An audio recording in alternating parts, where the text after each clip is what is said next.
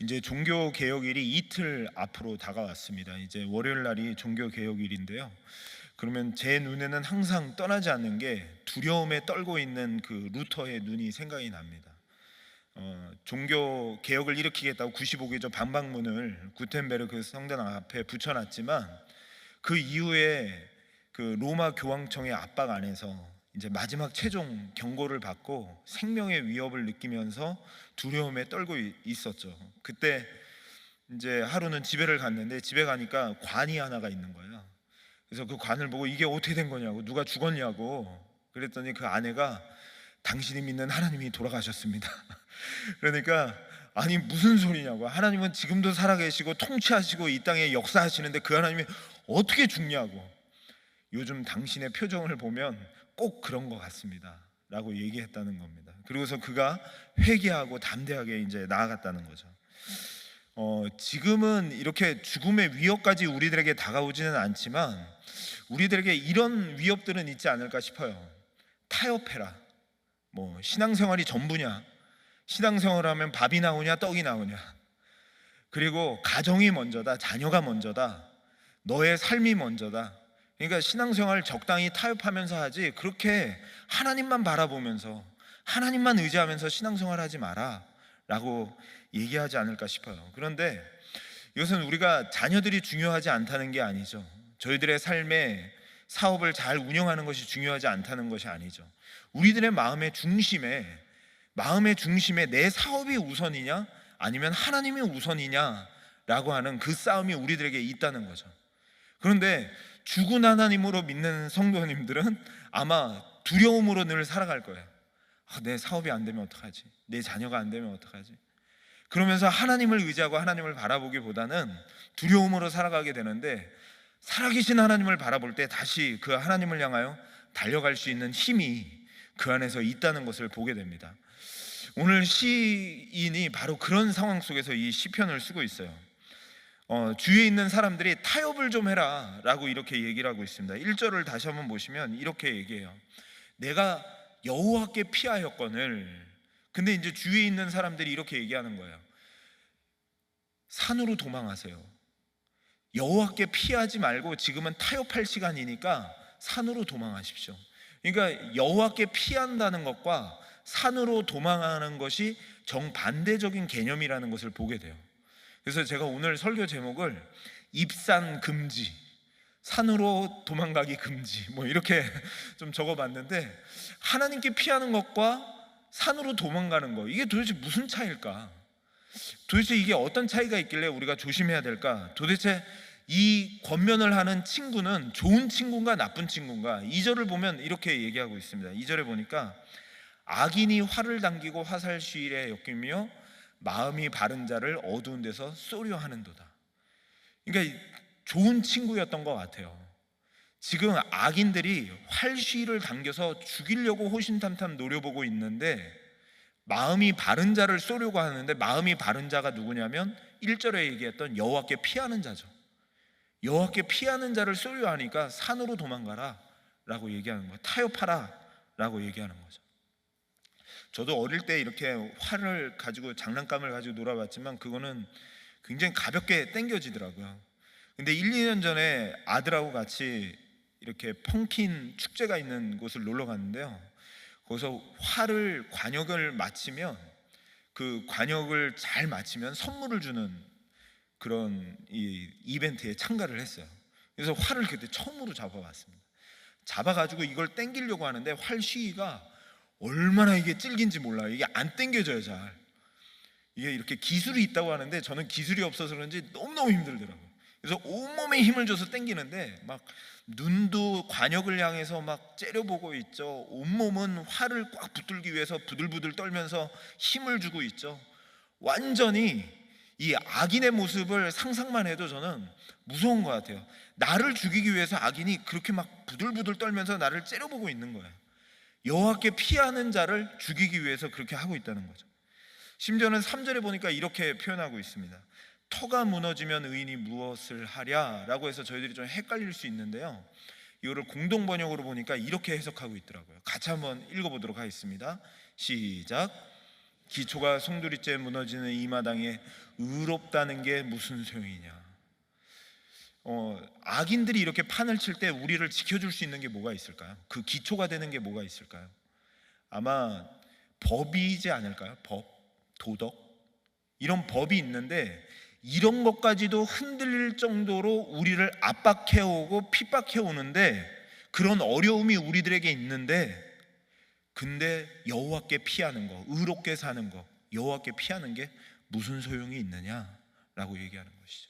그러니까 친한 친구가 산으로 도망가라 라고 얘기하는 거예요. 다윗의 생애를 보면은 이런 상황이 뭐가 있을까, 도대체 여호와께 피하는 게 뭘까라는 걸 생각해 보면 두 가지 사건이 생각이 나요. 하나는 사울 왕이 모든 것을 다 총동원해서 다윗을 쫓아다녀서 죽이려고 했던 순간, 막 그 다윗은 만만이요 사울은 천천이다라고 하는 말에 질투심과 시기심에 얼굴이 울그락불그락하면서 다윗을 죽이려고 쫓아다니는데, 왕이 쫓아다니니까 뭐 법이 무슨 소용이 있겠어요.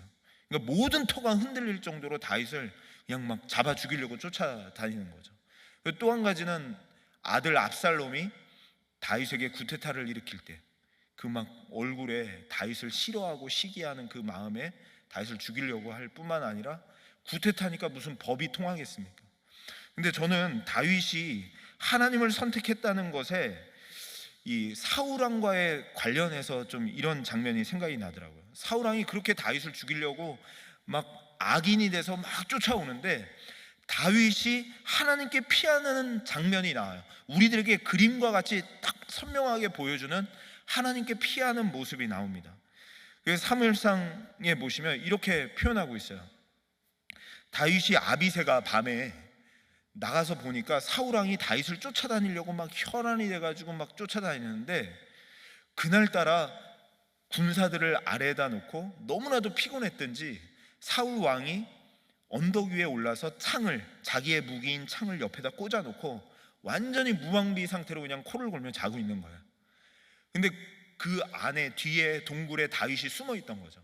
근데 그거를 못 봤는데, 그때 그 동굴에서 만난 친구 아비새가 이렇게 얘기하는 겁니다. 지금 나가서 당신의 손에 당신의 원수를 넘겼습니다.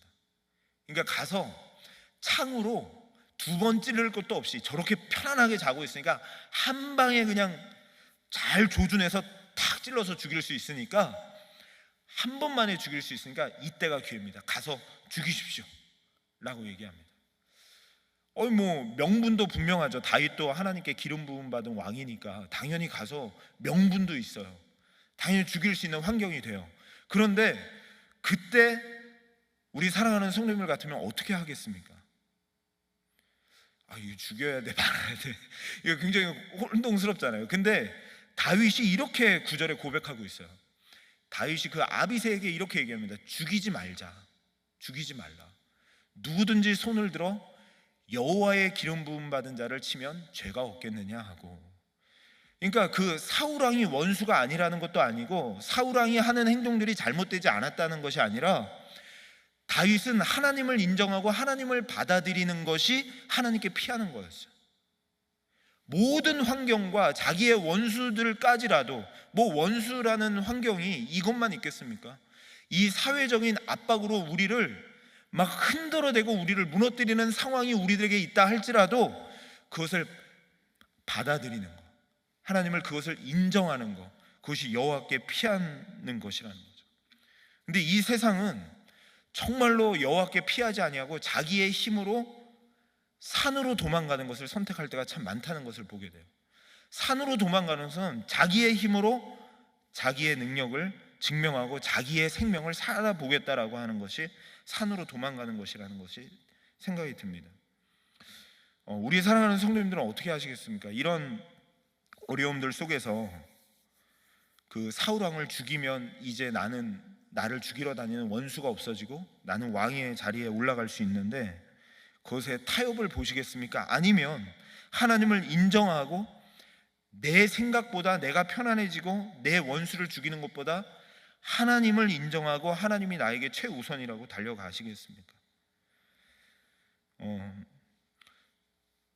저는 이게 왜 이렇게 중요하냐면요, 이게 죄의 원흉이라고 생각이 들어요. 우리들의 죄의 원흉. 그러니까 이 세상은 하나님이 없는 것처럼 달려들어요. 하나님을 인정하지 않는 것처럼 자기의 힘으로 사울왕은 자기의 왕권을 지키려고 했듯이 다윗도 하나님을 받아들이지 않았다면 자기의 힘으로 자기의 원수를 죽일 수 있었죠. 이 세상의 죄의 원흉은 하나님을 받아들이지 않고 시기심, 질투심, 하나님이 어디 있어? 내 삶은 내가 컨트롤하는 것이고 내 삶은 내가 영위하는 거지. 이게 이 세상의 죄의 원흉이라는 생각이 듭니다. 왜냐하면 의롭다라는 표현을 했는데 제가 요한일서의 그 의롭다는 단어를 이렇게 좀 찾아보면서 의로움으로 핍박받은 사람이 누가 있을까 좀 찾아보니까 이 가인과 아벨 이야기가 요한일서에 소개되고 있더라고요. 거기 보면 가인과 아벨이 하나님 앞에 같이 예배를 드리는데 하나님께서 가인의 예배는 받지 않고 아벨의 예배는 받아주시죠. 그것을 이렇게 표현하고 있습니다. 요한일서 3장 12절에 가인같이 하지 말라. 저희들에게 가인같이 하지 말래요. 그는 악한 자에게 속하여 그 아우를 죽였으니 어떤 이유로 죽였느냐? 자기의 행위는 악하고 그의 아우의 행위는 의로움이라. 이게 그 옛날 버전 성경에 보면 이렇게 되어져 있어요. 이 가인은 자기의 시기심으로 자기의 질투로 의로운 악인을 이 아벨을 죽였다라고 얘기하는 거죠. 여호와께 피하지 않고 산으로만 피하는 자, 여호와께 피하지 않고 그 상황을 받아들이지 않는 자는 항상 자기의 힘으로 왕권을 지키려고 그러고 자기의 힘으로 모든 것을 하려고 한다는 거예요. 아니 가인이 이렇게 하나님이 받아주시지 않으셨다면 하나님하고 쇼부를 봐야 되잖아요. 하나님이 받아주시지 않으신 거잖아요.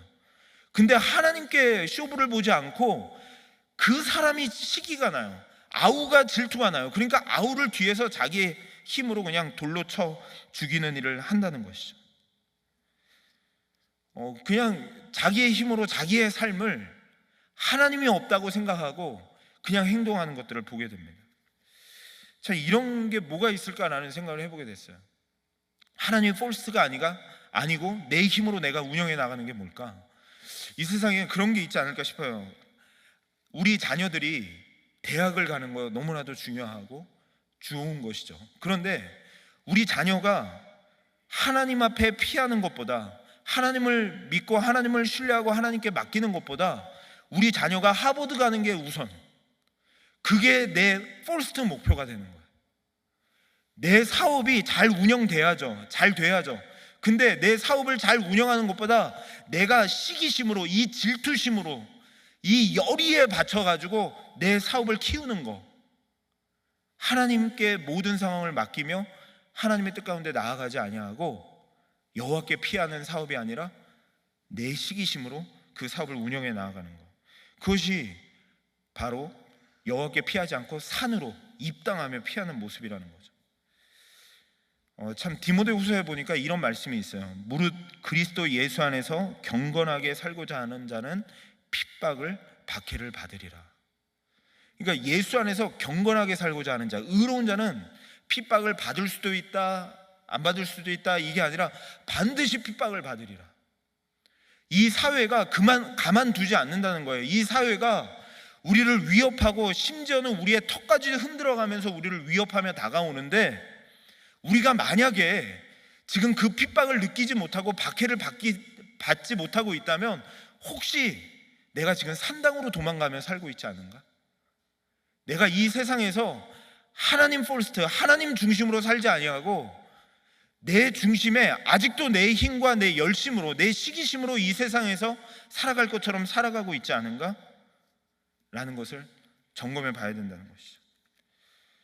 이 세상은 정말로 우리가 하나님을 바라보면서 살지 못하게 하는데 아주 강력한 시대가 된 것 같아요. 정말 하나님 중심으로 살려고 하면 우리를 두렵게 하고 우리의 근간을 흔들어 놓는 것이 너무너무 많습니다. 어떤 분들은 뭐 그런 거 조그만 것만 봐도 그래요.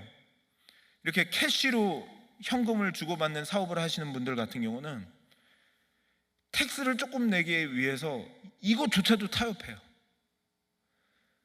뭐 조금 어려운 일이 있을 때, 힘든 일이 있을 때 금세 거짓말을 해요. 이 상황을 모면하기 위해서 그냥 받아들이질 못해요. 내가 잘못했습니다, 내가 조금 손해보더라도 잘못했습니다라고 하기보다 타협해요. 그냥 내 노력과 하나님이 없는 것처럼 살아가기에 너무너무 우리를 위협하고 힘든 시대가 되었다는 것이죠.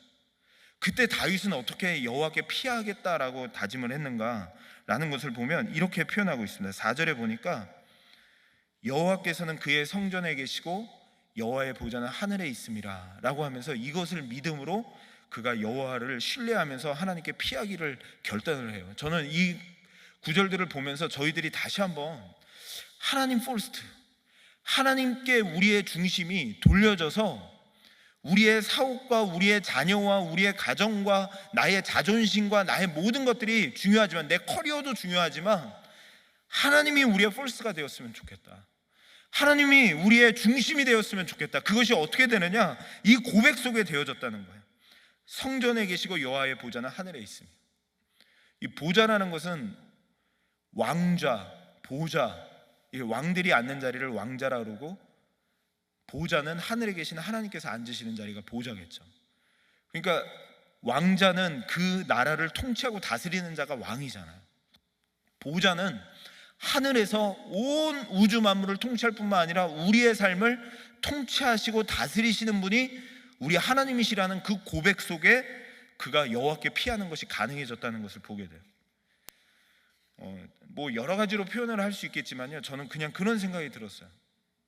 우리가 막 원수와 같은 시기심과 질투심이 어떻게 극복할 수 있을까? 그럼 어떻게 이겨낼 수 있을까? 하나님이 다스리신다? 저희들이 지금 미국까지 와 있고요. 저 같은 경우는 지금 얼바인의 베델교회에서 사역을 하고 있는데, 제가 이곳에서 사역하고 이곳까지 올 수 있었던 것이 뒤를 돌이켜 보면, 만약에 제가 제 힘으로 제가 다스려가지고 제가 그랬다면 저는 여기에 없습니다. 제가 해왔던 삶대로, 제가 살아왔던 방식대로 저를 하나님께서 갚으신다면 여기에 없을 사람이에요. 근데 저는 그것을 보면서 하나님의 다스리심을 좀 설명하고 싶어요. 그게 뭐냐면, 저는 많이 설명을 드렸지만 저는 어릴 때부터 공부를 그렇게 좋아하지 않았었어요. 근데 저희 교회는 똑똑하고 공부 잘하시는 분들, 굉장히 학교 다닐 때 공부를 열심히 하신 분들도 너무 많아서 너무 죄송한데요, 정말 공부를 안 좋아했어요. 저는 공부를 정말 안 좋아하고 심지어 선생님한테 혼나는 걸 더 좋아했어요. 그리고 꿈도 없고 비전도 없었어요. 뭐 그냥 엄마 아빠가 얼마나 사랑을 쏟아부어주고 때마다 문제집 사주고 때마다 했음에도 불구하고 아무런 꿈도 없고 비전도 없고 열심도 없고 그러면서 살아왔던 게 제 모습이었어요.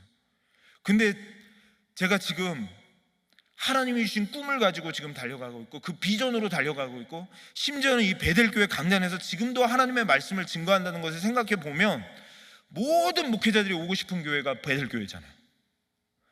모든 성도들이 함께하고 싶은 곳이 이 얼바인 지역의 이 베델교회잖아요. 근데 제가 여기서 말씀을 전하는 것만 돌이켜봐도, 제가 열심히 해서, 제가 공부를 열심히 해서 최선을 다해서 제가 한 대로 갚아주셔서 이곳에 온 게 아니에요. 그것만 봐도 제 삶을 하나님이 다스리고 있다는 것을 저는 인정할 수밖에 없어요.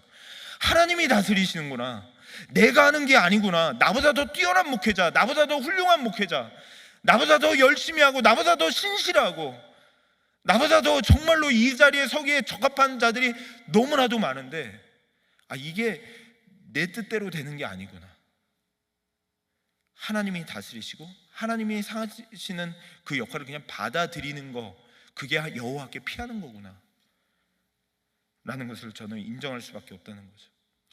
저희들의 구원만 생각해봐도 그렇지 않습니까? 우리가 뭐 잘나서 우리가 구원받을 만한 자격이 있어서 하나님께서 구원을 주신 것이 아니라, 우리가 열심히 노력해서 시기가 나서 질투가 나가지고 열심히 신앙생활에서 구원을 따낸 게 아니라, 전적인 하나님의 은혜로 하나님의 선물로 우리에게 구원이 주어졌잖아요. 하나님의 은혜로 우리에게 그 선물이 주어졌는데, 우리가 받을 수 있는 것은 형벌뿐이죠. 우리는 하나님 앞에 매맞는 것밖에 없고 하나님 앞에 죽을 수밖에 없는 죄인인데, 전적인 하나님의 은혜로, 하나님의 선물로, 하나님의 통치하심과 다스리심이 아니었다면 받을 수 없는 구원을 우리가 받았죠. 그것만 생각해봐도 하나님이 통치하시구나, 하나님이 다스리시구나, 저는 이것을 인정할 수밖에 없다는 거예요. 우리 사랑하는 성도님들이요, 그 하나님의 그 통치하심과 다스리심을 인정할 때 받아들일 수 있는 여유가 생겨요. 시기하고 질투하는 그런 마음으로, 그런 열심으로 살아가지 않을 수 있어요. 나보다 잘난 사람을 받아들일 수 있어요. 하나님을 인정하니까, 하나님이 다스리신다는 걸 인정하니까, 그걸 고백하니까 그 어떠한 자도 받아낼 수가 있어요. 자기를 죽이려고 하는 원수까지라도 하나님이 다스리신다 하니까 그걸 받아낼 수 있는, 여호와께 피하겠다라고 하는 그 고백을 할 수 있었다는 거죠. 그러면서 또 어떻게 그가 받아들일 수 있었을까? 제가 보니까 이거를 좀 기억해 주셨으면 좋겠습니다. 4절에 다시 한번 보시면 그 뒤에 이렇게 얘기해요. 하늘에 있으며 그의 눈이 인생을 통촉하시고, 이 통촉이라는 것은 이렇게 자세하게 살펴보신다는 거예요. 그리고 그의 안목이 그들을 감찰하시도다. 이 안목이라는 것은 히브리어 원어는 눈꺼풀이 반쯤 내려온 거 이렇게 합니다. 우리가 막 눈 잘 안 보일 때 이렇게 하는데, 그게 아니라 정말 하나님은 눈이 좋으시잖아요. 근데 자세하게 보기 위해서 이렇게 째려보듯이 자세하게 감찰하신다는 거예요. 그러니까 우리들의 불평과 불만은 뭐냐면, 원수들이 나를 향하여 숨어서 어두운 곳에서 나를 죽이려고 하고 그런 상황이 있기 때문에 나는 억울하다, 답답하다, 이거는 아무도 모를 것이다 라고 얘기해서 자기가 그 원수를 갚으려고 하는데, 그게 아니라 하나님이 자세히 보고 가시고 통촉하고 계시다라고 하는데, 5절에도 한 번 더 보여주시죠. 5절도 한번 보시면 의인을 감찰하시고, 두 번 반복이 돼요. 그들을 감찰하시고, 거기서 4절에서 그들은 악인들을 감찰하시는 거고, 5절에서는 의인을 감찰하세요. 이 감찰하신다는 것이 영어 성경에 보면 테스트라고 나와 있습니다. 그러니까 하나님이 모르실 거야, 하나님은 없을 거야 라고 우리는 생각하는데, 그게 아니라 그 시간이 무슨 시간이냐면 하나님이 테스트하는 시간, 감찰하는 시간이라는 거예요. 그 사람이 그 끝을 쫙 보면 이 사람이 정말 악인인지 의인인지, 그 시간을 통해서, 지금은 우리는 하나님이 계신가 안 계신가 고민되는 고통의 시간이지만, 그 시간들을 통해서 의인은 인내해서 하나님의 사람으로 드러나게 되고, 악인은 더 그 악을 발해서 악인으로 드러나게 되는, 그 분별을 하는 하나님이 자세하게 감찰하시는 그 시간이 우리들에게 있다는 것이죠. 하나님이 모르시는 것이 아니라는 거예요. 하나님이 우리가 고통받고 남몰래 고통받고 있고 힘들어하고 있고 아파하고 있는 것을 다 아시고 다 감찰하시는데, 그 감찰하는 시간조차도 하나님께서 둘러보고 있는 시간이라고 이렇게 말씀하고 있습니다. 다윗이 그의 삶에서 늘 경험을 했죠. 왕으로 기름 부음 받을 때 다윗은 저 들에 가 있었잖아요. 아무도 다윗에게 기름을 받을 수 있는 환경과 조건과 여건은 아무것도 없었어요. 아버지가 형들을 이쁘게 단장시켜놓고 형들만 준비를 시켜놓고 다윗은 아예 잊어버리고 있었어요. 그런데 아무도 모르겠지, 나의 사정은 다 감춰졌겠지. 근데 참 신기하죠. 하나님은 그 다윗을 찾아내요. 그 다윗에게 들어가요. 그래서 그 다윗을 기름 부어서 왕으로 삼으세요. 아니요, 하나님 모르신다고요? 아니요, 속에 숨겨져 있고 아무도 모르게 들판에 나가 있어라 그래도 하나님은 그것조차도 불러와라, 그래서 찾아내시고 하나님은 감찰하시고 알고 그것을 갚아주시는 하나님이시라는 것이죠. 이 사울왕을 보면은요, 결국은 그 테스트 기간이라는 것이 드러나는 것이, 끝까지 이 사울왕은 자기의 악을 발휘하기 시작합니다.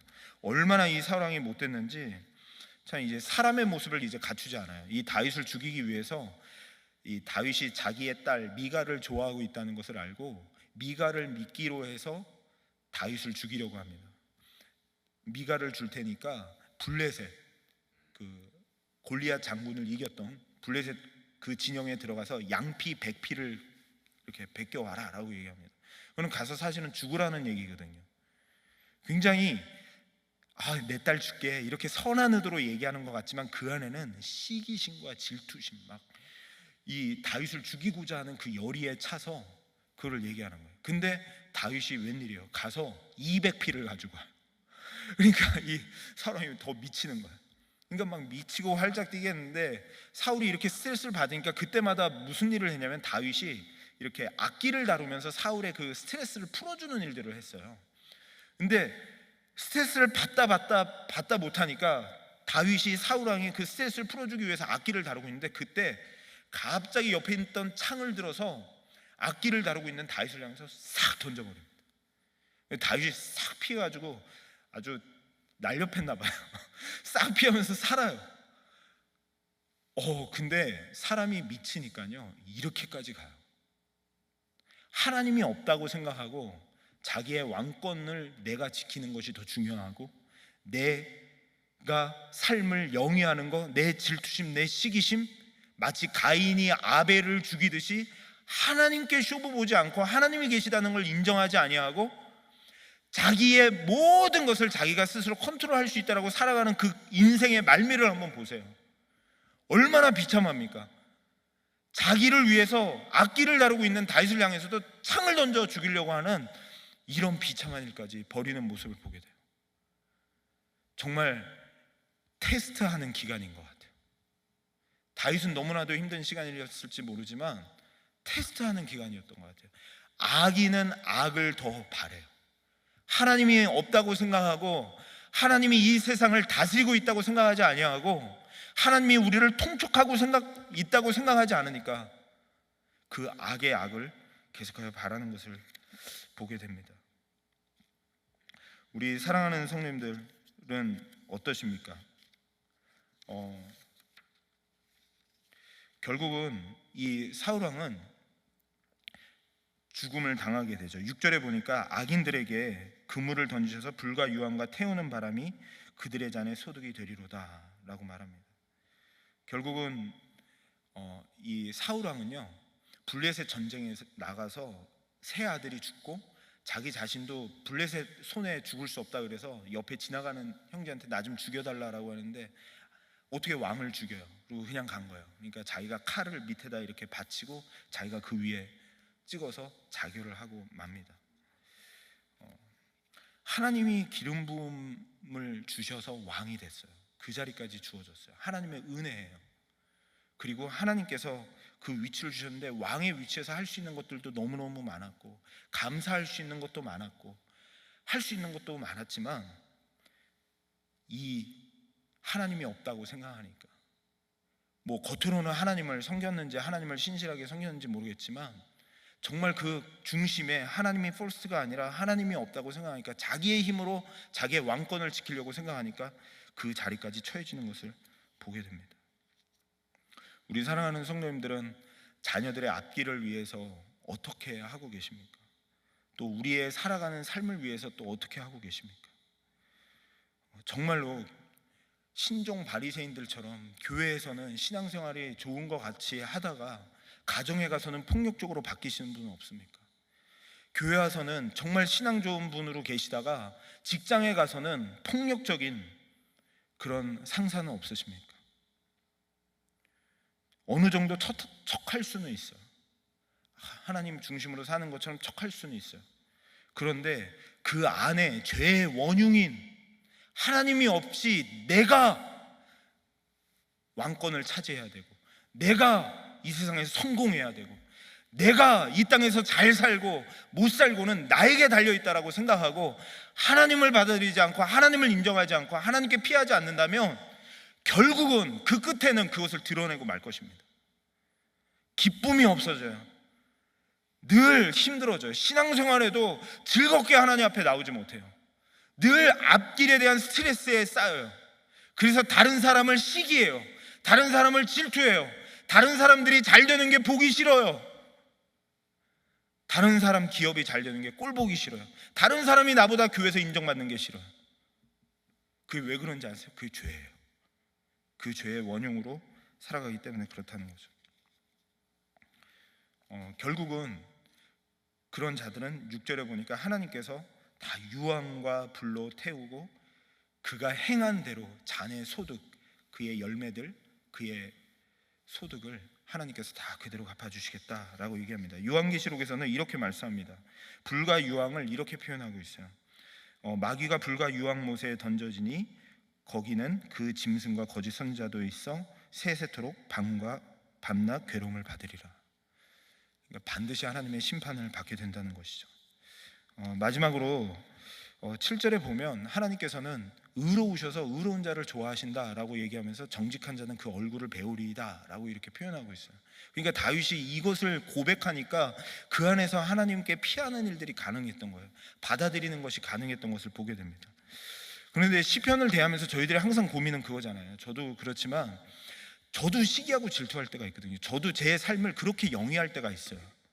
내가 악인인지 내가 선인인지 내가 모를 때가 있단 말이죠.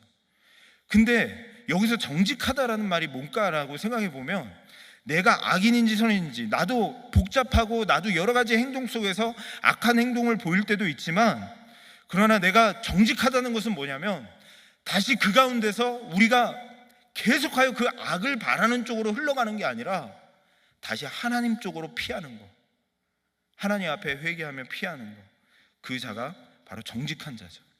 자기 자신을 솔직하게 인정하고 하나님이 다스리신다는 것을 인정하고 그 하나님께 피하는 거, 그 자가 정직한 자죠. 근데 그 자들은 하나님의 얼굴을 본다라고 얘기합니다. 하나님의 얼굴을 본다는 것은 우리가 하나님의 얼굴을 본 사람이 없잖아요. 구약에도 없고 신약에도 없습니다. 구약에서 모세가 하나님의 얼굴을 보여달라고 했는데 하나님께서 너에게 얼굴을 보여줄 수 없고 등만 보여주겠다라고 얘기했어요. 근데 처음으로 하나님의 얼굴을 이렇게 비춘다라고 민수기서에 말씀하셨는데 이렇게 표현하고 있습니다. 여호와는 그의 얼굴을 내게 비추사 은혜 베푸시기를 원하며. 그러니까 그냥 얼굴을 보여준다는 것은 얼굴을 보여주시는 것이 아니라 하나님의 성품, 하나님의 은혜를 보여주시겠다라고 얘기합니다. 근데 예수님도 이런 말씀을 하셨어요. 그 빌립이 예수님 하나님의 얼굴을 보여주십시오 라고 하니까 빌립이 예수님께서 이렇게 얘기합니다. 너희가 나를 본 자는 아버지를 보았거늘 어찌하여 아버지를 보이라 하느냐. 그러니까 예수님 하나님의 얼굴을 본다는 것은 그냥 진짜 하나님의 얼굴을 이렇게 본다 이런 의미가 아니라, 하나님의 얼굴을 본다라는 것은 하나님의 은혜, 하나님의 자비하심, 하나님이 우리를 향하여 비추시는 하나님의 은혜를 우리가 본다는 게 하나님의 얼굴을 본다는 거예요. 하나님 앞에 나와 정직한 자, 우리가 오늘도 이 세상으로 산으로 도망하지 아니하고 하나님께 도망하는 자가 보는 것이 뭐냐? 하나님의 은혜를 본다는 거예요. 어찌 보면 이 세상에서 가장 억울하고 가장 핍박을 받은 것이 예수님이 아닐까 싶습니다. 예수님이 진짜 이 세상에서 억울하고 모든 상황 속에 죄가 없으신 자로 돼 이 세상의 악인들에 의해서 그 핍박을 받으셨음에도 불구하고 예수님은 끝까지 억울해하거나 속상해하거나 답답해하지 아니하고 그것을 그대로 받아들이고 자발적으로 그 십자가의 길을 걸어가셨습니다. 그래서 골로새서에 보면 이렇게 얘기하죠. 통치자들과 권세들을 무력하여 드러내어 구경거리로 삼으시고 십자가로 그들을 이기셨느니라. 이 세상을 십자가로 이 세상을 다 이기셨다는 거예요. 우리는 우리의 시기심과 하나님이 없다고 생각하고 내가 열심히 하는 산으로 도망가는 그 열심이 우리를 살릴 것이라고 생각하는데 그게 아니라 십자가가 모든 통치자들과 권세자를 이기셨다. 그 십자가가 우리의 은혜요. 그 십자가라고 할 때 결국은 우리는 내가 때로는 악인일 때도 있고 선인일 때도 있고, 나는 오늘도 또 질투하고 또 시기심으로 살아갈 때도 있고 또 넘어질 때도 있지만, 정직하게 하나님을 인정하고 하나님 앞에 나아가면 그의 얼굴을 보리라. 그의 얼굴을 보리라. 그의 자비하심과 그의 은혜와 그의 구원하심을 보는 하나님의 은혜 속에 오늘도 살아갈 수 있다는 것을 이야기합니다.